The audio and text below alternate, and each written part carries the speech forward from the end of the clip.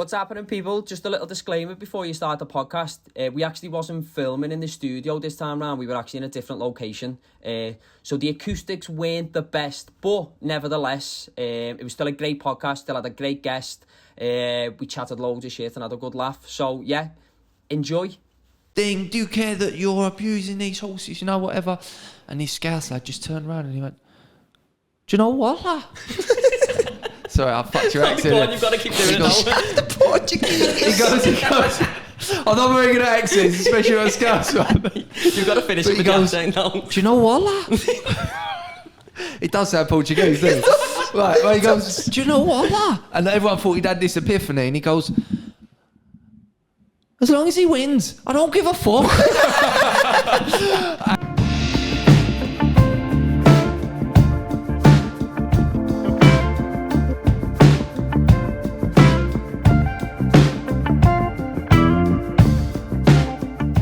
What's happening, people? Hello, common scum. Yes. Do you like watching our content on YouTube? For free? Well, don't. Scruffy cunts. Let me tell you why, because we are over on Patreon. That is patreon.com/What's Happening Pod. Do you think it's called Patreon because they patronise people? Because that's the way you sound. Back to the common scum. If you're wondering what's on the Patreon, Tell us, Dan. shitloads. Wow. Shitloads. There's early access to all of the public episodes like this one, so any episode that gets released on YouTube. if you're thinking, We're keeping And that your in. ass falls out when you can't wait till Thursday because it's too far away. That's what I mean. If you're thinking, oh, the new episode of the What's Happening podcast isn't out till Thursday. What day is it? It's only Tuesday. You get early access to all of the public episodes, so you get it 2 days earlier. Ooh. Not only that, What else did you get? Patreon exclusive episodes, which is episodes of the podcast that are only released on Patreon, and that is a lot more personalised to the viewer. We take in fan submissions like stories, questions. We read them out live on the podcast. And there is going to be monthly specials. We're not skint anymore, so we can actually afford to do it. We've just recorded some fucking brilliant ones. There's loads more to come. If you're not on the Patreon, you're missing out. Get on it. Get over there. And if you're already on the Patreon, thank you. We love you. Yeah, you've already fed our egos and now you're partially feeding my kids. So my kids love you. Do you right? want Daddy's kids to die? No. Well, there's 4 of them, so I don't mind losing a couple. So Patreon.com/What's Happening Pod. See you over there. £4 a month. Bye. Hello, welcome back. Episode 55 of the What's Happening podcast. We are in different settings. Hope you're all... If you didn't notice. Yeah, if you didn't notice, it looks like we're in fucking prison. Darren, it's quite a nice prison. It's as far as prison. It's got nice lighting. They are nice these days, prisons. There's mirrors, it's got teacups and everything. We're joined as well by Josh James, by the way, which is we're made up to not have you in the studio, we're in your dressing room. Yeah. We just turned up out of the blue with cameras and mics and just come in. How are you doing, mate? I'm good, mate. How have you found Liverpool? Thanks for having me. Thanks for having me on. Thanks for having us. Yeah, thanks for having us in the session. He's pretty much my podcast now, isn't he, really? He was bollock when I walked in. He was still getting changed. Yeah. I fucking had my pants down, and you walked in. No, good man. I always love coming up to Liverpool. Yeah.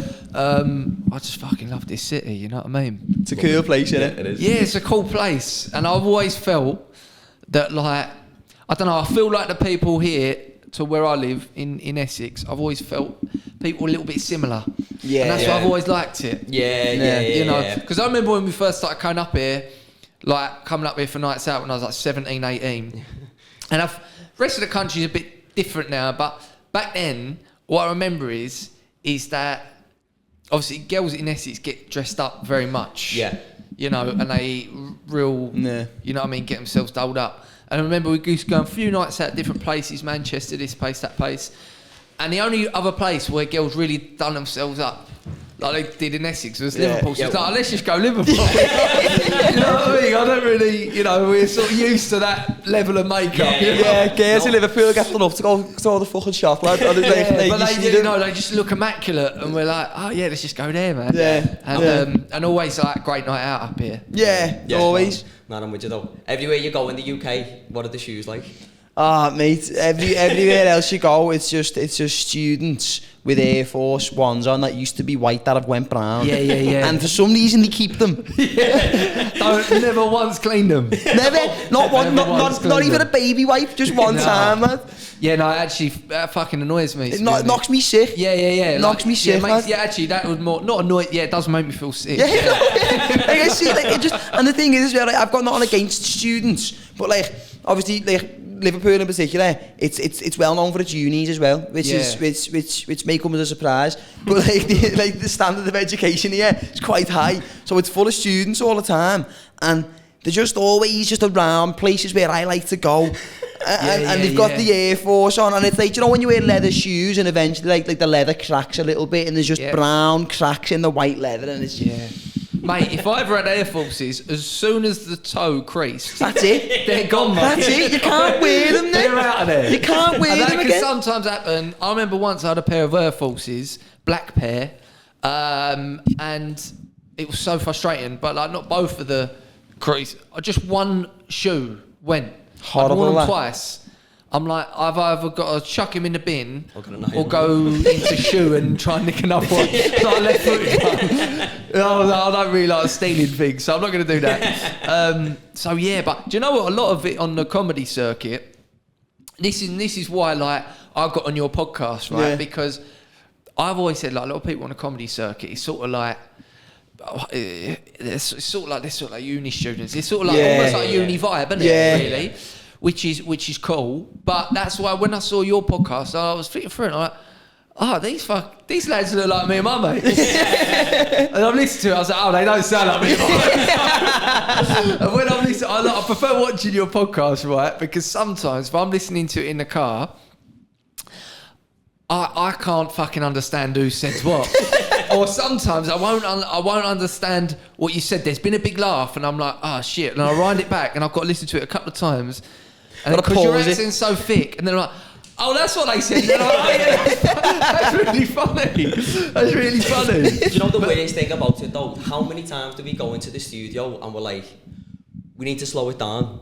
We need to stop speaking over each other. Yeah. But because it just flows that much and we're having that much of a laugh, it's just words over words over words. Yeah. So loads of people say it to us. And we've got loads of listeners from like down south who still don't have a clue what we're saying, but they'll just watch it just because we're bouncing off each other. Well, they do know what you're saying. They just like me, got to listen to it a couple of times. Yeah, you just got to listen a little bit faster to it. Yeah. But that's how it is with mates. If you're like down the pub or whatever, it's like you're rolling with someone said something, then you're trying to outdo them. Yeah, it becomes a competition. Fighting for that like last punchline. And then usually someone kills it and you're like, ah. There's always one. You're like, oh mate, go chuck yourself. when did you even get it, you lad? Yeah. So in terms of your comedy career then, when did you start? I started a while ago. I'm 32 now. I started when I was 23. Oh really? Yeah, so I've been doing it a while. The first few years didn't really take it that seriously. I was going out doing a lot of drinking. Yeah. So like, you know, I do a lot of partying basically. Yeah. So I do it now and again. And people said, oh, you know, got good potential, whatever. But the main thing for me was just having enough money to go out over the weekend and go partying, you know. And then, I mean, you're 25. I wish I'd just knuckled. You always seem like you got your head switched on a bit more at 25. At 25, I was still... Yeah, just a bit of a numpty, to be honest. A bit of a liability to yourself more than anyone else. It's only really in the last couple of years, really, where I've sort of just like, I think a couple of years particularly where I've just sort of, you know, don't drink no more and just keep my head down and really concentrate on my comedy. You know what I mean?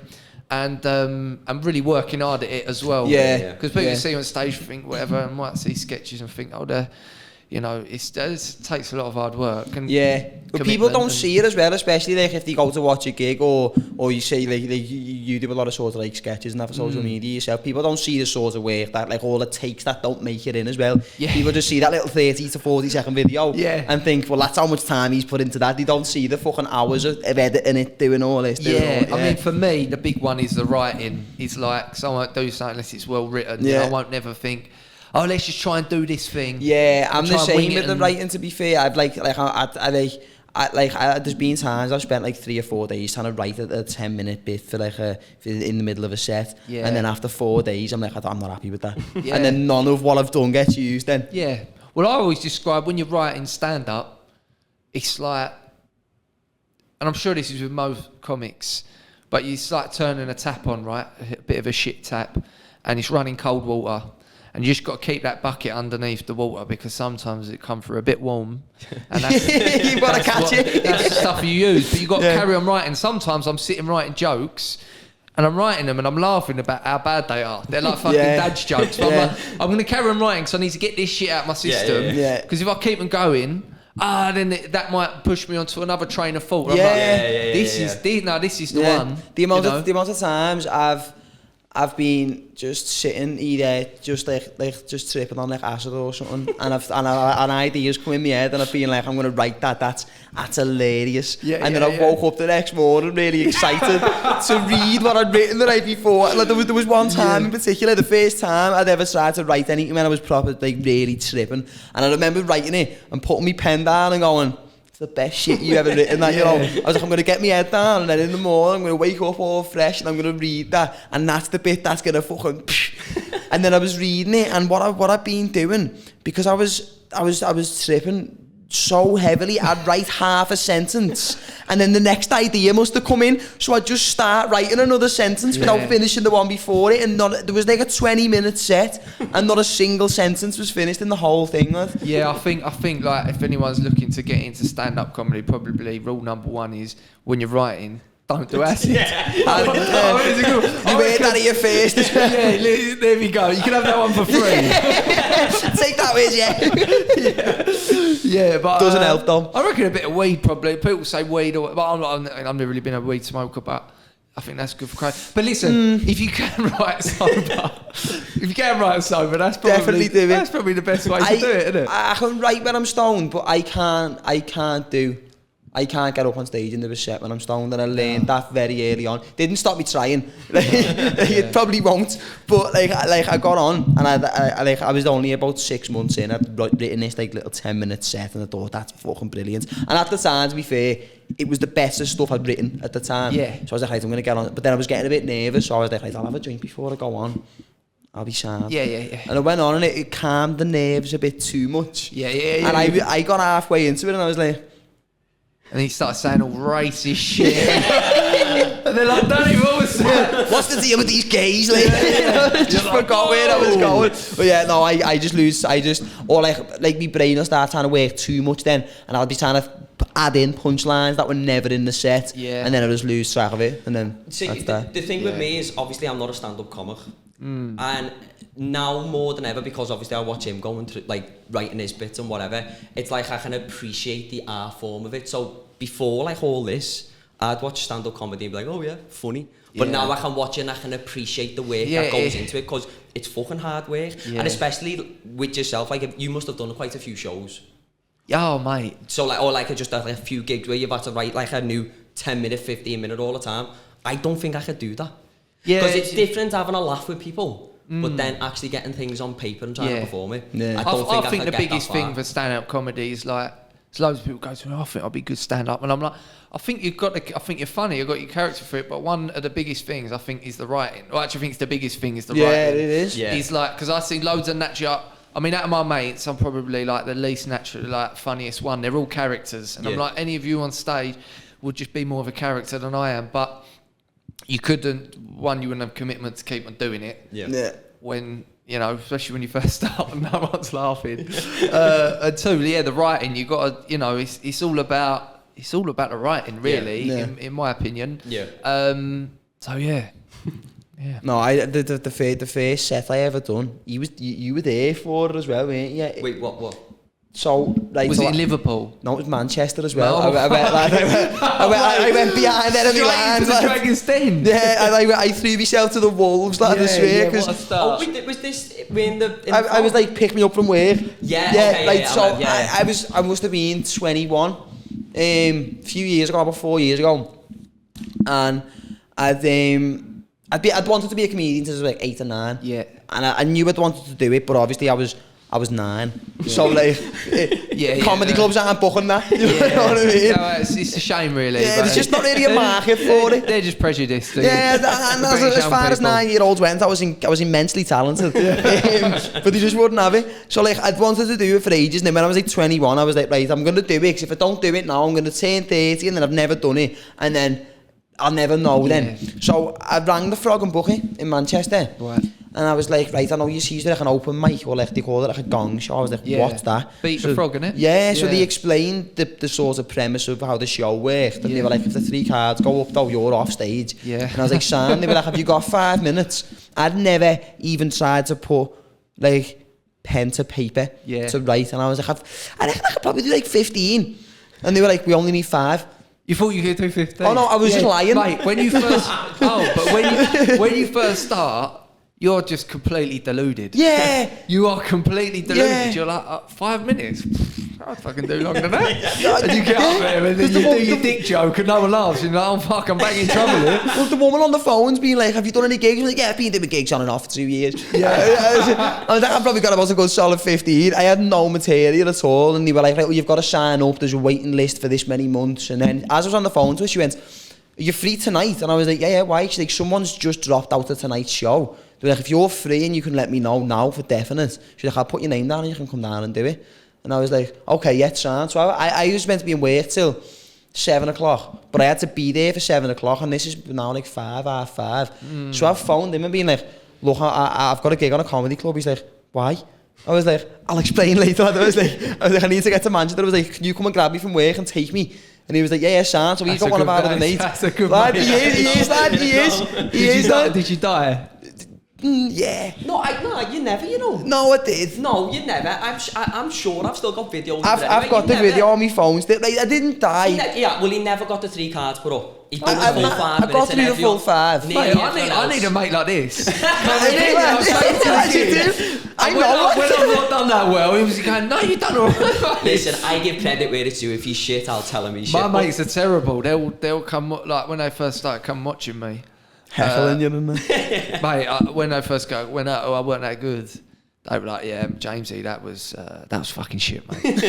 Like, they were real honest with me. But I think Scousers are some of the most naturally funny people like in the country. I've always thought that. I'm not just saying that because you're here, but I do. I remember I went to the Grand National, obviously at Aintree Racecourse, and fucking one of the funniest things. So outside the Grand National, I mean. You probably know, you've been there fucking loads of times like that. I'm telling you, it's your thing. Yeah, what they do, they get these horses, right? And they make them race. Yeah, it's like you trying to tell me about fucking Towie or something. Yeah, it's like, yeah, I know, mate, yeah. But, yeah, there was all the protests out the front, like, about it's really, horrible to the horses and that. Yeah. Right? And this guy was like, with the banner, he was like, do you know what they do to these horses? Do you care that so many so get shot dead and thing? Do you care that you're abusing these horses? Whatever. And this Scouse lad just turned around and he went, do you know what? Sorry, I fucked your accent. Go on, you've got to keep doing it now. The Portuguese. He goes, I'm not very good at accents, especially on Scouse one. You've got to finish it with the accent now. Do you know what? It does sound Portuguese, doesn't it? Right, well, he goes, do you know what? And everyone thought he'd had this epiphany, and he goes, as long as he wins, I don't give a fuck. And everyone erupted with laughter, and I was crying. And it was such a burn. And I feel if I'd said that, it wouldn't have been as funny. People would think you're being a knobhead. It was the lad, and then it was the fuck. He just buried this protester. He didn't know what to say. He was looking around like that. But yeah, it was funny. But I went in and I watched the Grand National, and I only went once, and I felt like they're big old hurdles they got to jump over. I don't like the National, me. Nah, to be honest, mate, I thought to myself, I don't really want to come back to do this. Yeah. You see them on the side of the tracks getting shot and that afterwards. Yeah, and it's I heard sort of similar thing. Yeah. And when I was there, and it just put me on edge, to be honest. Yeah. I didn't really enjoy it. I'm not really into the horse racing anyway. It's the day out, isn't it? Yeah, it's an excuse to wear a suit. What's wrong with the horse racing if they just do it on the flat ground? Like, The hurdles. Yeah. Why do these hurdles they're like two of me? You know Yeah. what I mean? And I totally, these people protesting, you think, Yeah, They've it's- got a point. Yeah. But like, the thing is, though, with them protests and shit like that, going to the place on the day is the wrong time or place for the protest, because no As one if who's anyone's gonna going give a shit, they're all innit? actually fans. gives a fuck anyway. It's like going to a Liverpool home game as an Everton fan and being like, come support Everton. Do you know what I mean? Come on, we're in a relegation battle over here. We just hired Sean Dyche. He's the top manager. We could do with some extra hands on deck. Yeah, come on. Yeah, like when you're about to win the Premier League or something. It's Not this year before, not that. Jesus Christ. No, you've gone right off the boil, haven't you? Yeah, I don't even want to speak about it, to be honest. No, I'll turn the cameras off now. Listen, mate, well, I told you, I don't like to say out loud who I support because I do these football sketches and that. Yeah. And You don't want to get annoyed. no, do you know what? As well, I'm not a big football fan anymore. Yeah. In all honesty, Yeah. I don't really give a fuck. I'm more enjoy boxing. So, you know, yeah. No comment. So I want to touch on your TV appearances. Yeah. So what apart from Mo Gilligan, what else have you been on? That's pretty much it. Is it just mate. Mo Gilligan Yeah, that you've been I on? was on Is it, The yeah? Big Breakfast, but that got cut. Which I'm not bitter about. I'm not even asked. I don't even care. Actually, one for other show I've got to be on, because someone will mention it in the comments if they watch this. I was on the first episode of Towie as an extra. As an extra? What do you mean as an extra? So you were just walking the shop and happened to end up on camera? No, so there was this pilot and everyone, there was all this thing going around. They were like, oh, they're doing a show about Essex. This is years ago. This is when I'm like 18, right? So it's like Towie started 13, 14 fucking years ages ago, ago, right? didn't it? It's a long time. Is it still going? And they called, it's still going. Yeah, but people still watch it.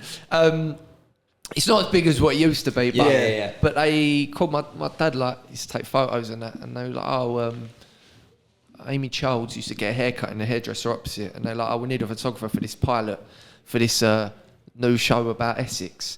And my dad was like, oh, I ain't gonna do that. He goes, my son might do it. Oh, he's like that sort of age. So I was like, yeah, I'll go along, knew Amy and that. Yeah. So I went along, done the pilot, and I wanted to work in TV at the time. So I was like, listen, I'll go.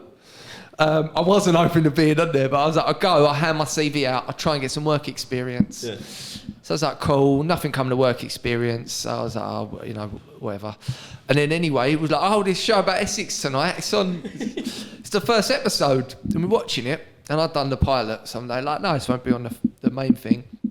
And I'm watching it with my mates, and my heart sank, and I was like, oh, I'm going to be in this tonight. And you could see me like doing like setting up the light. Just pretend to set up the lights and all that. I must have set it up about fucking 10 times. Is that how scripted that show actually was? They give you the scenario and then you just sort of talk, and then I had to take the photos, and then for some reason I went, oh yes, to Amy, I was like, I think we're all done. Yeah, see you later, darling. And my mates absolutely caned me, like you wouldn't believe. But what's great from a comedy point of view, I can say I've been on Mo Gilligan's latest show, and that's seen on ITV too. So they don't ask what, but that's what it is. Not your blessings. So so do you know the way they give you like scenarios? I don't know because you weren't obviously in the show. Yeah. But say me and you were in the show, right? Me and you had an argument. Yeah. Would that argument, right, that me and you had, would that be, would any of that be legitimate?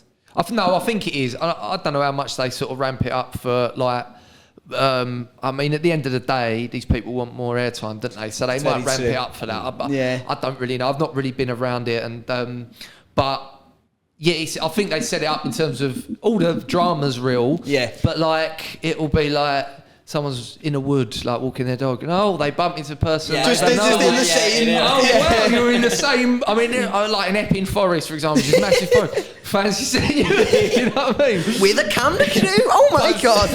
But some people from it have done so well. I mean, Tommy Mallet, who you've had on it. Tommy of all people, like he's fucking smashed it. He's the main one. Mark Wright, he's just done so well.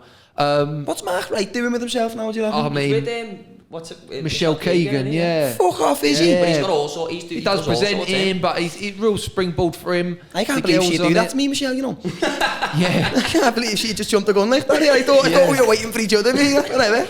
But the girls on it, like, they've done really well. So yeah, no, they've done also well from it. And especially when it first started, like everyone. It was massive. I used to watch it. But they got a bit of backlash from it, and I think good that they stuck with it. And there was a Scouse version, wasn't there? Desperate Scouse. That was honestly that was the worst thing that's been on camera since like live leak videos. I might have been one of the only people to watch that then, because I enjoyed it.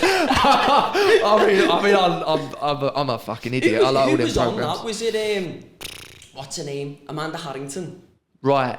Which on the Scouse version. I can't remember what their names was. Yeah, she's an angel here. There was I'm trying to think if there's anyone else on it. I think that show is where I feel like Abby Clancy's cousin or brother might have been on it or something like that. No, that might have been something else I watched. But that was entertaining. That was like a one season wonder. I feel like that show is where the lip filler industry originated from. You know, I don't feel like it existed until that program, and then I feel like girls had it in Liverpool first, maybe. But yeah. I reckon that's where it come from. I reckon that industry grew from that show. You know, the Scouse brow, that was big for that.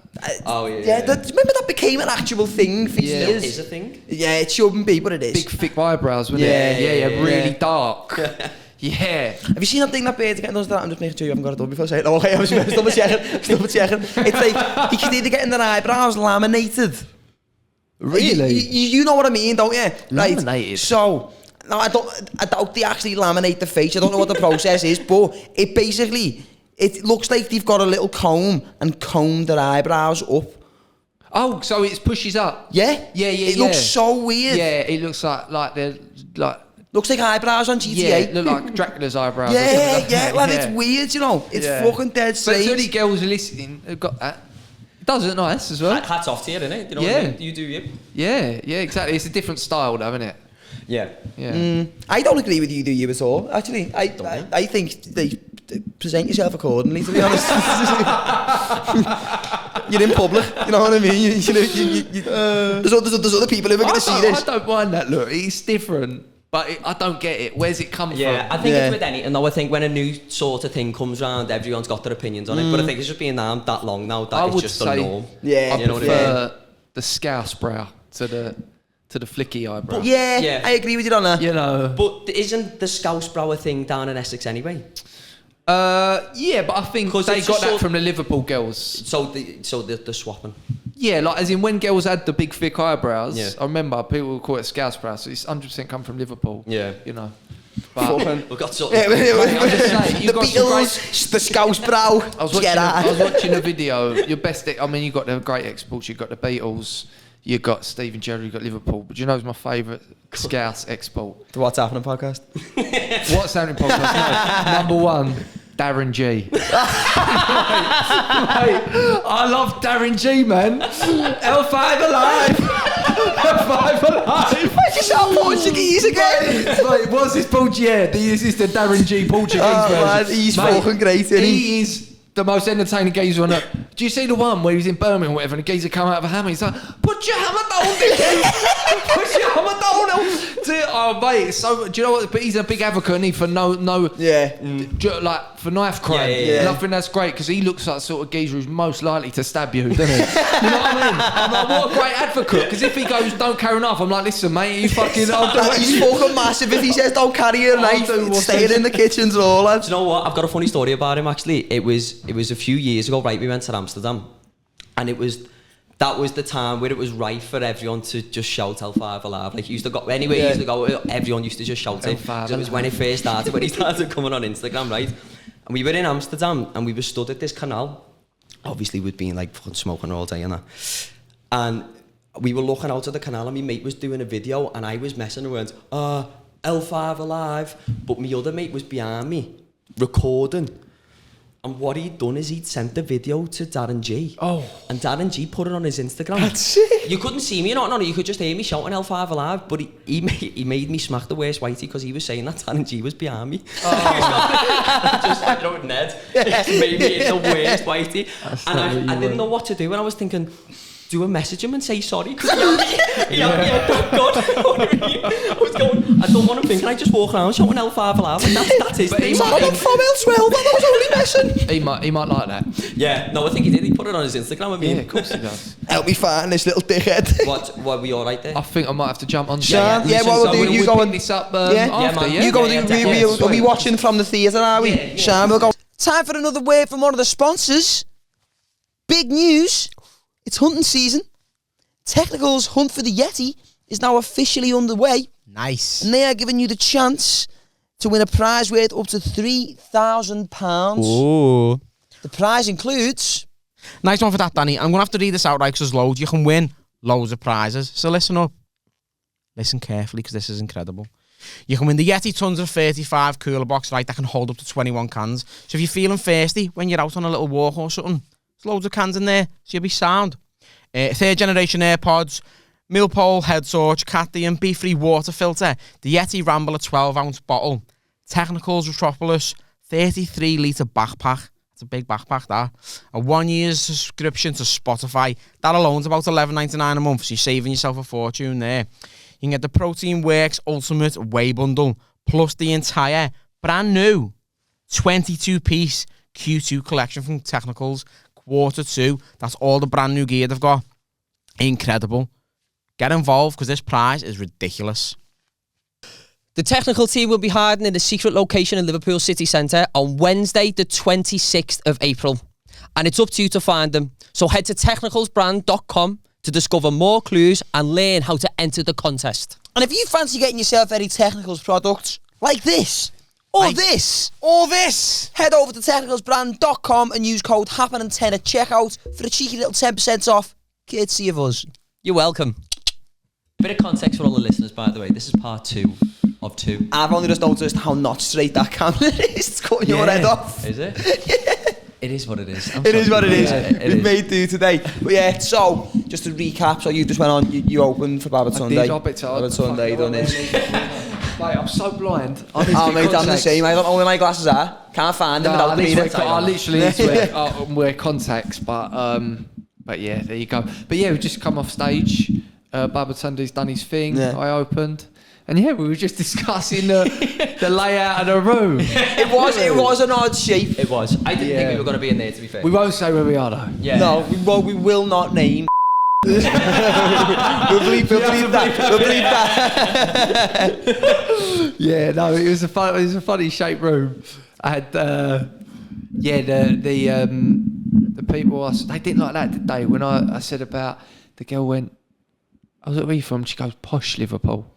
Oh, And is I was that like, a where? posh Scouser? You from Chester? Yeah, she said Chester. It's not like, People really like that. that genuinely, when someone was like, oh, it's Wales, that's not far off being accurate. Really? And we might have joined in with the booze, by the way, Oh, Just as you came on stage, it was. Yeah, I was thinking that. Nah, do you know what though? It was a good show though. No, It was a fucking great show, lads. Really enjoyed the show as well. Any more plans while you're up here, or you're back down tomorrow, or what? Back down tomorrow, mate. You're going back home Yeah, tomorrow, are do you know what, last time I was here, what did I do? I went down the Beatles tour. Do you like the Beatles? I love the Beatles, yeah. Who feel don't like- like the Beatles? They like the best band ever. You'd be surprised. A lot of people from Liverpool. Well, People I in don't want to Liverpool, talk on behalf of the people, but a lot of people I know who are from Liverpool don't like the Beatles. I feel like they just say it. I feel, yeah. Do you know what they I just mean? say it, but if you went somewhere and the Beatles was playing, they'd probably be the first. Like, if person. they- what's their reasoning for it? They just say it because it's popular to like Yeah. them. So they're like, oh, well, I don't like them. But if they're on holiday and the Beatles come on, they'll be the fucking fair. Like, oh, I'm fucking from there. John's our kid. So I get it. So it's sort of like the thing of like, where obviously majority of people in Liverpool adore the Beatles. Yeah. And they're like, I mean, I can't be like that. They're very much like, they want to Yeah. go against the grain Yeah, a little bit. that's exactly what it is. That's Yeah. exactly Yeah. what it is. It's like whenever something's universally liked, there's always that little group of course there people is. who are like, no, I actually have never liked it. 'Cause I've I'm never more liked advanced. it. It's that type of thing. You There's know always what I mean? there's always people that just want to be different, isn't there? Yeah. of course. But how can you not like the Beatles, man? Exactly. Yeah, I do feel like though, do you know what? One thing I will say is like Liverpool City Council need to let it go a little bit. Is it? It's everywhere, isn't it? Do you know what? Like, to be fair, like, I've just said that. Look what it says on my arm. What you got there? It says "Let It Be" on my arm, and I'm going. Need to leave it a bit now. Just let it go. It's like every 3 years a different statue of the Beatles appears. Like they haven't done anything different in the last 3 years. Half of them are dead. Like we were saying earlier, get a fucking statue up of Darren G. Come on. Just wheeling on a bike like that. Mate, there was one meme I see where he's like, oh mate, I'm not going to do the accent because I'll get absolutely fucking slaughtered by all your lot. So I'm not going to do the Portuguese accent again. That Lisbon But there was accent. one meme where he was like, I need to try and find it, but he's like, I've just ridden so many miles. That was it. He goes, Not using my hands or something. He's like, I've just rode for 5 miles straight, no hands. And my favourite video I've ever seen of him, sometimes he just walks around videoing himself, just interacting with people. And like, there's this fella stood there minding his own business on his lunch break from work or something. And he goes, you know, like, mate, he goes, can I have a quick chat with you? And the fella's like, yeah. He's like, so, you're eating a banana. This fella's just stood there like, and I was like, yeah. Like, and that's it. I love how he films his confrontations, and that's how you know he's not to fucking mess with this geezer. Yeah. I know that I think he's left that life behind, hasn't he? Yeah. You know, and he was a bit naughty or whatever, but like, he's like filming these confrontations where people are just like, "Wah," and he's just like, so here we have narrating it. He's like, Hammer. You know what I mean? I'm like, this guy's about to fucking kill you, man. Like, and you're just the most chill guy. He's given a biography of him. Oh, mate, I just think he is. Listen, you've got "Let It Be" tattooed on your arm. Yeah. Actually, I'm going to do something tonight. After tonight, get L5 Alive tattoo parlour, and I'm going to get L5 Alive tattooed on me. L5 Alive. Listen, I'll do it if we all do it. Go on, listen. I'll do it. Listen, I've never met anyone from outside of Liverpool who actually knows who Darren G is. How big are we talking though? Tattoo. Ass cheek, so it's easily hard. Yeah. Is there 24-hour tattoo places? Are you being deadly serious? Listen, I'm just thinking whether I can get away with it from my missus. She's going to be like, what's L5 Alive? And then I'm going to show her the videos of Darren G, and she's going to be like, where can I get this one? Still makes no sense. You need to say, do you know them 5 gum chewies? It's just that, I just love them. I've just got that tattooed on. I'm like, look, I know it looks bad, but I've just driven 5 miles without fucking... Not touching the steering wheel. I've not used any hands. I've not been able to do that ever. Yeah, but we need a statue of Darren G. Yeah, they really do. You've got a few characters in Liverpool. Oh, we've got a lot. Yeah, there is a few. Do you know Stephen French? Stephen French? No. Right, when you get... Oh, what? The The baldy fella. The bald mixed race guy. Yeah, He's on yeah, Daddy yeah. Dies Deadliest Yes, Man. that's the one. Yeah. The big bad And wicked devil used to- Frenchman. He said he used to, like, when he was robbing people, he'd go, mate, I'm not doing it. I'd lift up with balaclava and I'd say, it's me, the devil. But he used to go, yeah, I'm the devil. Yeah. But say it in your accent, she's... Do you want to do it? Of course, 'cause he sounds more menacing. If like, you know, I mean, there's all loads of fucking films. He says all sorts of different stuff. I'm the devil. You got the big bad devil. So my favourite thing of him... It's a Jack Russell snipping at the heels. Danny Dyer asking about people who confront him and he's like, they're just Jack Russells snapping at the heels of a Rottweiler. They're all so poetic, you're not. It's proper well written. Do you know what my favourite video of all time is, right? It's the video of the fella getting arrested outside the Chinese restaurant. And I have never seen anything like... I could spend weeks trying to write from like the deepest parts of my heart and soul, and I couldn't come up with wording like that. He's just off the fly. Gentlemen, this is Democracy Manifest. And it's like, are we off the fly just coming straight out with that? It's beautifully put, you know. Have you seen that video where he's getting arrested? I've not, no. What's he? A succulent It's Chinese meal? I'm being arrested. On what are the charges? Eating a meal. So it's funny if you watch it, really. Yeah. You gotta be there. Yeah. So we're going to wrap this up just actually. It's not what we said earlier about you're taking it too far, man. So, are you doing any more of the supporting tour? Yeah, so we've got... where's next? So this is... The first leg finishes next week and we're at the Leicester Square Theatre, and then the Palace Theatre in Southend, which I'm really looking forward to. Yeah, that'd be sick. Yeah, because that's like a hometown gig for me, really.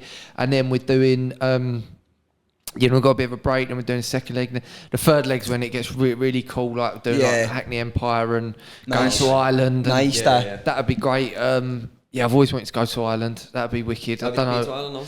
Never, no. Like my great grandparents or whatever from Ireland, something like that. Yeah. Sick, that. But so I've always like, you know that show Who Do You Think You Are? I was thinking I want to take DNA test, because I'd like, I was always heard stories about like my nan would talk about her, Irish grandparents, I think it was, or whatever, and they'd always sing Irish songs. Like nan would sing Irish songs to me.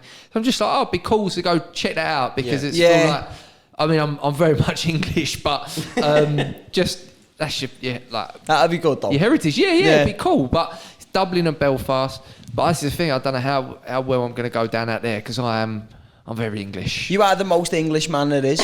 Yeah, well, I can tell you a lot of other people that are more English than me. I feel like you just, like, do you know, if somebody who wasn't from England was asked to go onto like a little generator and make an English man. You just come out with it. You think that would be me? Yeah. Yeah, You think that'd be me? Yeah.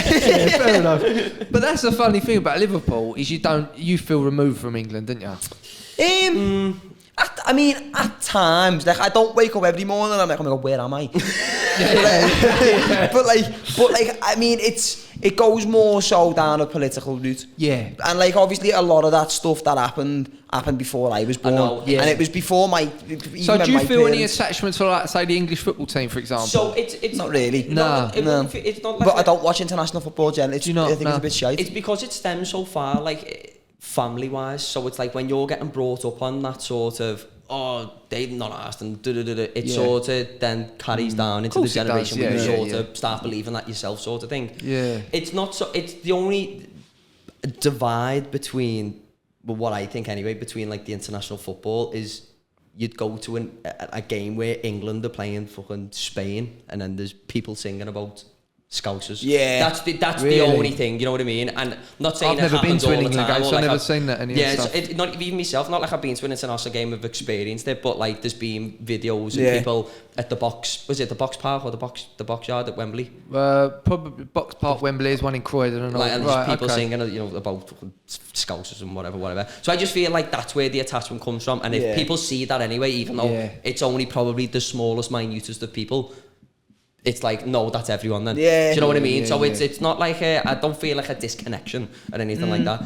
But places you go, people don't like Scousers. Do you know what I mean? Like a lot of people do, but then a lot of people don't, and you can never help that. Yeah, anyway. I think these days as well, like as you said then, like with a lot of Scousers feeling detached from sort of England as a whole. A lot of that stems from like the political history of the country. But now I think the way the current government treats not just the north, the whole of the country. Yeah. I feel like there's a lot of people, especially down south, starting to feel a bit disconnected from their own roots. Because the government now, like back in the day, it was very much a very clear divide between the north and the south, but now it's everyone's fucked. Everyone's getting the shit end of the stick now. So I think that nowadays there's a lot. At least I've never really directly experienced like anybody being in any way prejudiced towards me because I'm a Scouser. Yeah.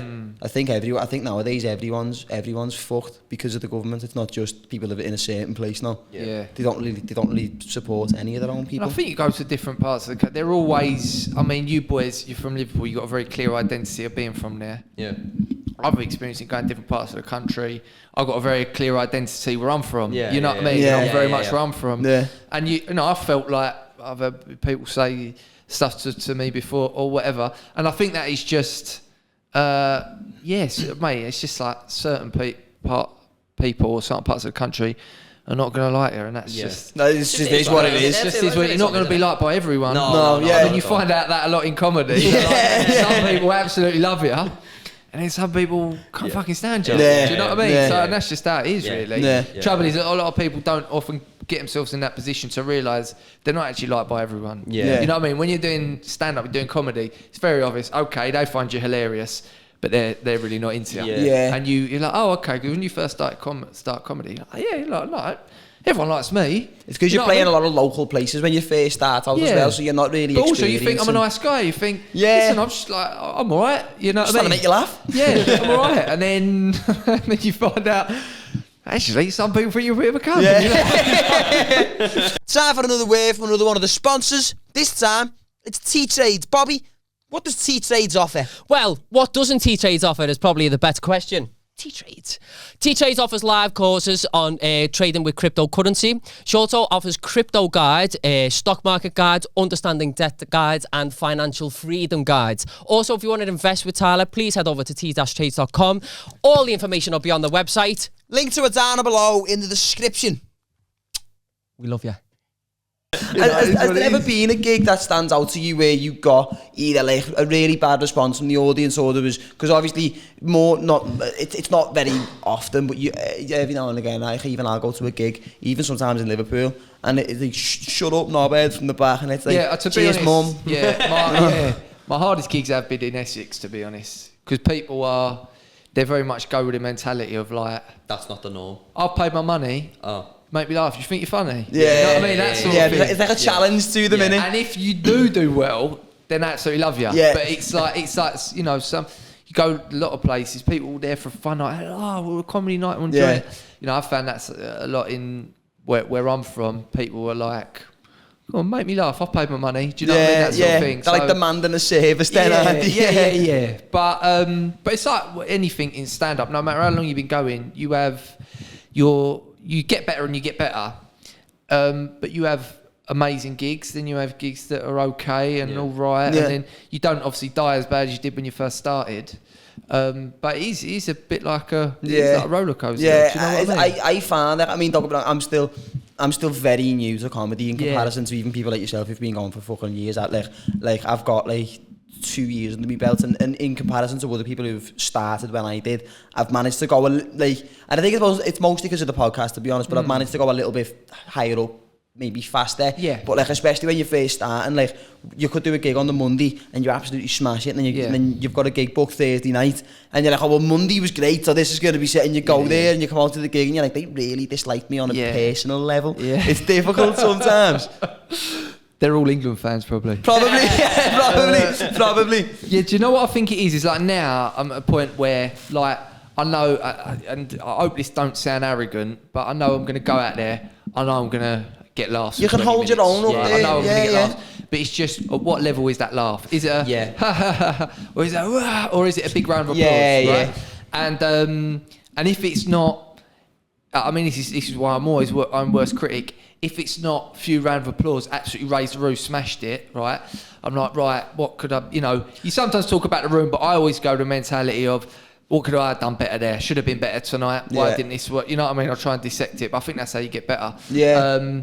But the funny thing is, even if I do have gigs where I absolutely like take the roof off, I come off and I go, a bit of an easy audience tonight. I never like to give myself too much credit. I feel like in anything, to be fair though, I feel like it's always important to be the harshest critic you've got. Because especially in stuff like comedy, like you get to the point where like people are recognising you when you're out and about, and like there's people who you only really are able to associate with because you're doing comedy. So them people aren't going to be the ones who criticise you. Yeah. So I feel like it's important to sort of always give yourself a bit of a hard time. Not too hard, like enjoy what you're doing. But I mean, a lot of comedians are deluded, do you know what I mean? Yeah. But that actually, being really arrogant can sometimes go in your favour. Be good for you. But I've never been like one to be like, oh, I'm the best out there. You know, no, I like every gig pretty much. I'm always thinking, right, what can I have done better? That weren't really good enough. Yeah. But I think that's how you get better, really. Yeah, and that's definitely. what also keeps you writing. Like, I write every day. I'm always at it with the writing. Yeah. And yeah, I just think if you ever do think, I'm the bollocks at this, I'm confident, like, obviously, but if you ever think, yeah, I'm the man, then I don't know, man. I don't think that's a good thing. No, it's never a good thing to start backing yourself too much. Because I mean, you will see it your first couple of years in comedy. There's some people that'll be like, they won't get one laugh, and they come off, and you'll be like, "What a fucking rough set," and they'll come off and they'll be like, "Yeah, smashed it." I remember distinctly, right? I'm not going to name the comedy club or the lad it was. because he'd love that, and I hate him. But he came. You don't off, want to give him a free promo on such a big platform. you know you are, and I hope you die. But he came off stage, and like he didn't do great. He had a really bad set. Yeah. And he come off stage, and I was like, fucking hell, like, because I was still really new at the time. That I was like not even 6 months in. Yeah. But I'd seen him at loads of gigs that I'd done, like open mics, like. Yeah. And I was like, how'd you deal with like when you have a set like that goes like out of curiosity? And he's like, honestly, it's like sometimes when I'm leaving a venue, I think in some places maybe my humour's. It's at a level which they can't really understand very well, and I was like, you are a prick, you know. They just don't get it. I'm too advanced. That's I'm too smart for them, and I was like, oh, you are a bellend. Yeah. Bellend, no. Although I've you know what I said earlier about some jokes I write, and I'm like, I know that's turt. But there's some jokes I write, and I'm like, I know that's turt, but I know that's going to get a laugh. But let me say it tonight, because it might spring me on something else. Yeah. I've had a couple of times where I've done a joke, and it's got a big laugh. And I know it's a... just fucking listen. Have you been heckled by a watch? Yeah, I get heckled by a watch. I've done it a couple of times, and I wouldn't advise this, but I've got a simple joke, and I've got a laugh. And I go, well, you laugh at that, you lot are fucking idiots. Yeah. I think a couple of times, you know, I got a really big laugh, and then one time they're just like, what did you call us fucking You idiots? cheeky cunt. yeah. Like, we just laughed at your joke. What's the matter with you? So, but it's all about the writing and just like keeping going. And you'll see that, you know, you got your jokes now. And what I think finds always encouraging is like, in a year, 2 years, your best jokes now will be jokes that actually your weaker jokes, and that, because it's hard gig to gig to see yourself getting better, and then one day you'll be like, wow, that's a fucking great joke, and then you're like, wow, that joke that was one of my best jokes is now just not making it in my set, you know, and that's a good feeling. I've noticed that a couple of times, and there's a joke that I used to do every gig, no matter where it was. I'd make sure, even if I had to probably shoehorn that one bit in, like, that's the best shit you've come with. And now I find myself going to gigs, and I'm like, right, okay, what are we doing tonight? And that doesn't even get considered, and I'm like, oh, that's nice. I'm like, that's cool. Yeah. It's a good little sign, I think, sometimes. And 2 years, man, is like, is nothing. No. Do you know what I mean? No, it's really not. It's really not. And I mean, I even still feel brand new now. Like, you know, I'm doing the tour support for Bubba, you know, and I watch him doing now. I supported someone else on tour, Sean Walsh, who's on I'm a Celeb, and I look at them and I'm like, doing hours, these big theatres or whatever. And I look at that and I sort of look at him, I go, oh, that'd be great to do that one day, but I know I'm not ready yet. Do you know what I mean? Yeah. Even though I've had loads of experience, I've done loads of tour support, I, you know, do all the club gigs in London and do weekends, you know, so, you know, pretty competent, you know. Do you still not think you're ready though? Would you not be maybe I need to be pushed into it, to be honest. Yeah. But I've always gone like so, but surely. I think you should come out your comfort zone. Like, not to say that you're not doing it now, but maybe you should come out your comfort zone and try and do it. Well, I'm going to try and write an hour to stand up and then, you know, maybe do a tour myself or whatever. But if you do and you need any tour support, I'll get on me. Well, there you go, man. Get on me. Yeah. I know it's a call. I'll let you know when I need some support on my tour as well. I'll give you a shout. No, 100%. We got to stick out for each other. We're like them Essex people, and Scousers are like the most hated in England. So we got to stick together. What we want to do is make people laugh. Like, that's it. That's all I'm doing. Yeah, we need a little bit of a we need to stick together, man. Yeah, all day. But no, definitely. But you found your comedies going all right, and it's I'd say the last 6 months in particular, like, and I mean, a lot of it is credit to how well the podcast's been doing as well. Because have you done any gigs where you have like they're your gigs and people come from the podcast and stuff? Well, I used to do one in a bar called Jimmy's, which is, I don't know which way we're facing, but it's down the hill that way. But in April on the 14th, me and Gary, who's also on the podcast, we decided to do a split hour and put it on at the comedy club, because like I got a bit at Hot Water. Yeah. And I got a bit curious, because I was like, I'm looking at my phone screen and I'm looking at all these big numbers, this many followers on that, this many followers on this, and I'm like, I wonder how many of them actually kick, because as soon as you lock your phone and put it down, that's not real. It's gone. It's a load of shit, man. If your phone dies, then followers don't exist. Yeah. So I was thinking, I wonder how many of them actually give a shit enough to go, I'd go and see him live. So we had to be done it in the smaller room upstairs, because the date we were looking at doing it, the big room downstairs, was booked. So we thought we'd put 2 shows on, and then both shows sold out. And I was like, shit, now I've got to write a half an hour. So I was like, if they don't sell out, I'll do like 20 minutes and then I'll just do a bit of crowd work. And then both shows sold out in like a week. And I was like, wow, I've got 10 minutes. I was like, I need to get writing now. Wicked. It's sick. It's good. It's good that it's like people are already willing to come out and buy tickets. And amazing. There's someone messaged me and said that, because I got my first gig MCing at Hot Water the other week. And some fellas had come down from Dublin for a stag do because I was MCing. Wow. And they were like, well, will you take the piss on me, mate? And I was like, I can't say it. Imagine I was like, nah. I mean, that's the thing about the online thing, is it's great for putting bums on seats. Yeah. But then also, like, you can't get too wrapped up in it because it ain't real. Yeah. You know what I mean? It ain't real, and your account or whatever could be taken away from you from any time. And also, don't matter how many followers you got on anything, don't actually make you better at stand-up. It doesn't. No, That's one thing. You know what I mean? Yeah. That's what a lot of like the average Joe might think. Oh, he's got however many followers. He must be great live. Yeah. Yeah. You know, you go watch him live and like, Yeah. you know what I mean? That's one thing. So that's why you got. There's a balance between you know, keeping doing the bits online and that, but it's like. That's what I learned, because I was like, oh, God, I'll concentrate on putting more content out. And then I'm like, oh, fucking hell, I've not written a decent new joke in like 3 months. You know what I mean? Because it don't you know. And it's a very different thing as well, doing the sketches or comedy online. Yeah. It's just completely different from stand-up. Yeah. No, it is. It's like I was at one point. I was thinking like, I'll do little sketches for Instagram, and then I was like, it's not like. It's not. I've never done that. Nah. I was getting used to writing stand up, and I was like, I don't want to take any time away from doing that to focus on something which, as I say, as soon as you lock your phone, it doesn't exist. Know what I mean? No, I don't.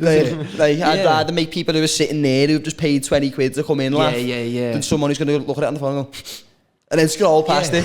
Crying face. Rolling on the floor, can't breathe.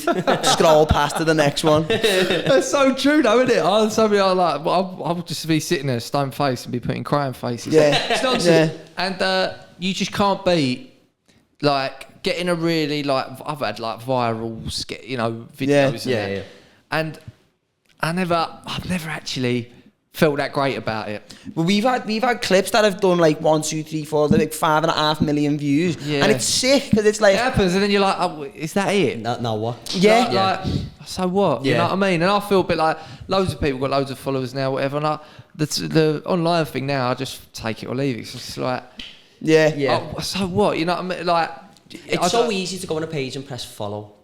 The easiest thing in the world to do, but it's good though, because the smaller percentage of people who will come and support you and buy tickets for that. Do you know what I mean? But you want to try and turn that into something tangible and credible, didn't you? You know? But what my point was going to be was that it just don't compare to like telling jokes and getting laughs and playing the crowd, and you know what I mean? So yeah, because the way I was trying to explain this to my little brother the other day, because like I was one of them, and even up until I was like 21, every 6 months I'd have this new thing that I was doing that I was going to be doing for the rest of my life. So I was like, this is the idea. Many other things.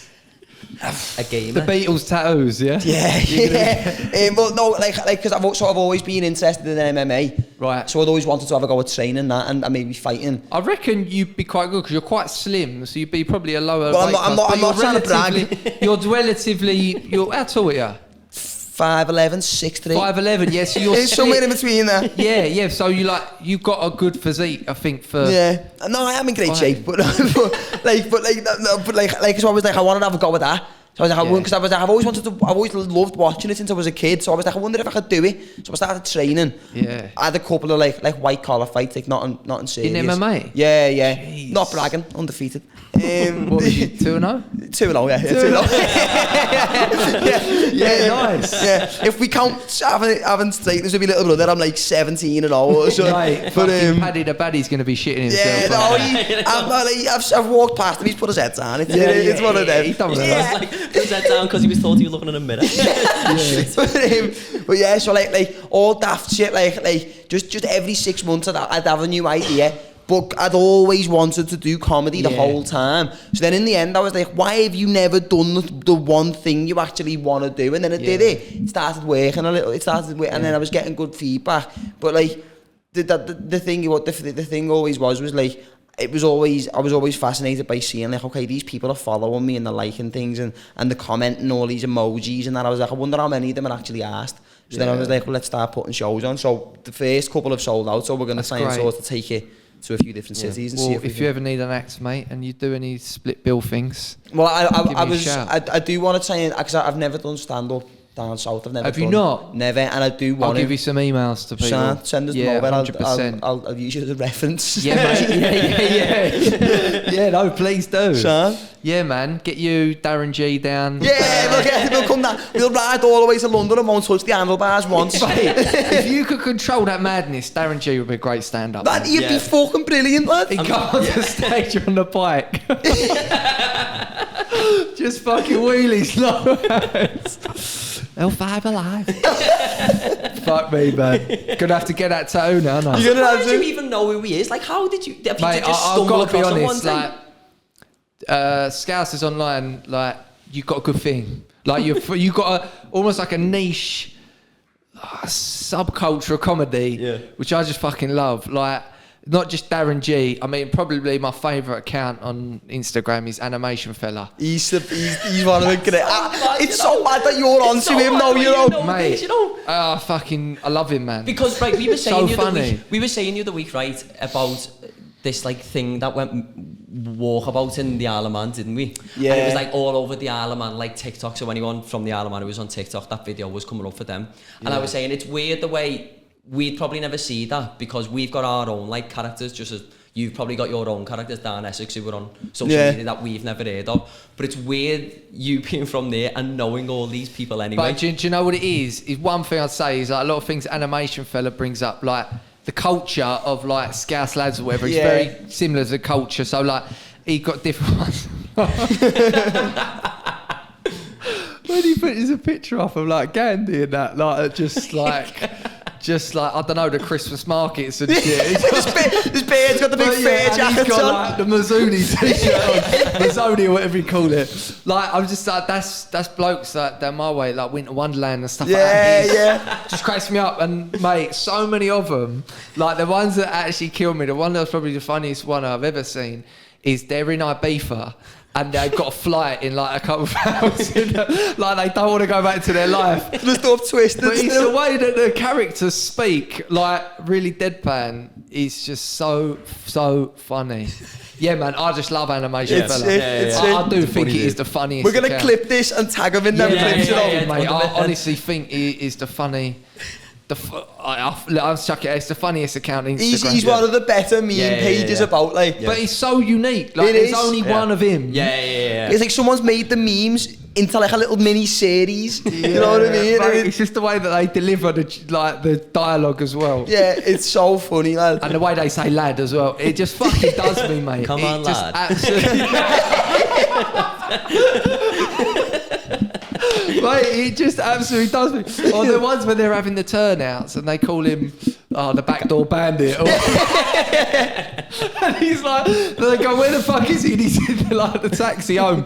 Mate, he's just brilliant. And I hope he just never stops making them, There used to be this one a couple of years ago, and I don't think they still make them anymore. It was called the Hash Cartoon. Oh, yeah. And it was some lad, and it was going viral for like about 12 months, and then I don't know whether he just stopped making them or what. And it was this lad that he basically made like a Scouse cartoon. Right. And there was one episode. I think he was before Animation Fella, you know. He was before. He was the one of the first ones to do it. Yeah, he made this. It was like a 3-part episode where it was just this group of lads who were all mates, who were just all little potheads. And then there was one day in particular, they broke into Purple Aki's house. Do you know Purple Aki, by the way? Purple Aki, is he a rapper?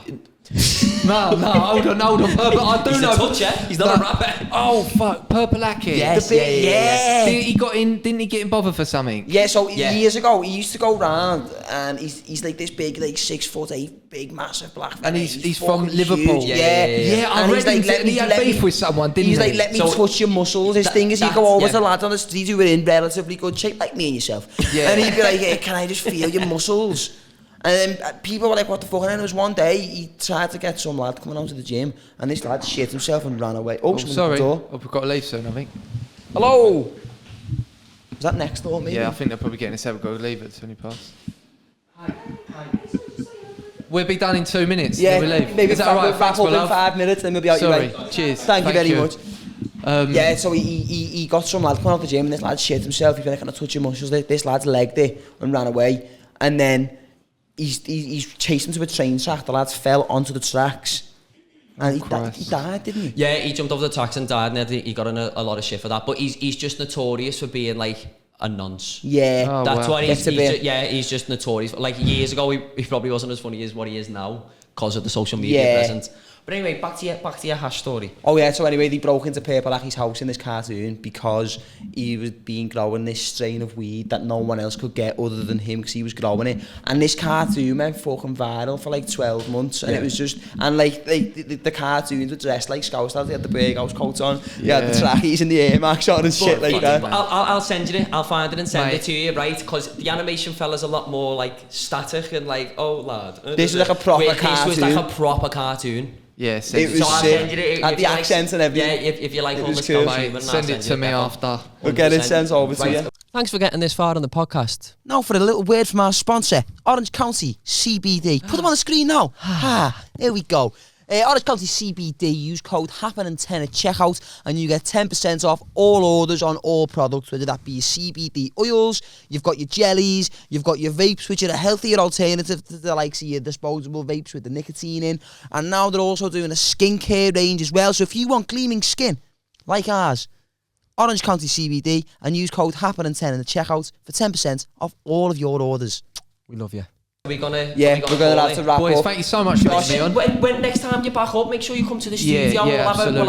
We'll do a proper one. But listen, I really appreciate you boys Maybe getting me on. appreciate you coming on. Thank you very much. Yeah, I think we've had love. Before we go, is there anything that you want to? Is there anything you've got that you Yeah, want I've to got my own promote? podcast called That Josh James Show. Sam, we'll leave a link in the description to that. Yeah, and follow me on Instagram at Josh Jamesy and all that sort of stuff. And all of Josh's links will be in the description. Thank you very much for Cheers, watching. lads. This has been the What's Happening podcast. We've been with Josh James. We love you. See you in the next one.